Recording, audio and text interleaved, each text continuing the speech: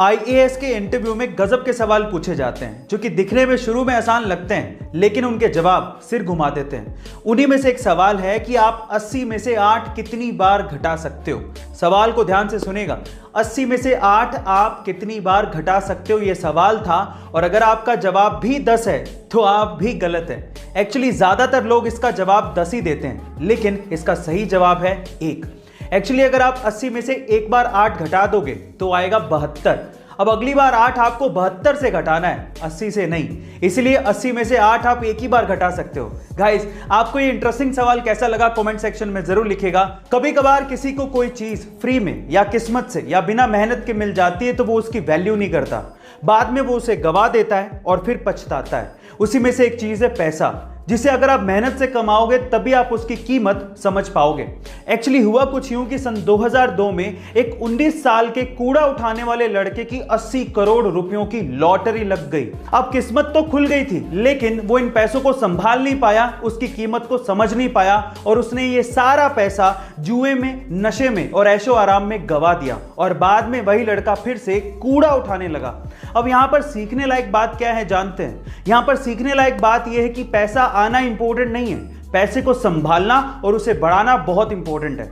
आपको यह सलाह कैसी लगी कमेंट सेक्शन में जरूर लिखिएगा। और अगर आप बाइक लवर्स हैं तो आप रॉयल एनफील्ड के क्रेज से जरूर वाकिफ होंगे। लेकिन क्या आपको पता है कि जब 1993 में आइशर मोटर्स ने रॉयल एनफील्ड को खरीदा था तब वो एक लॉस मेकिंग कंपनी थी और अगले 5 साल तक लगातार लॉस में ही रही, जिस वजह से कंपनी बंद होने की कगार पर थी और आइशर मोटर्स उसे बेचना चाहता था।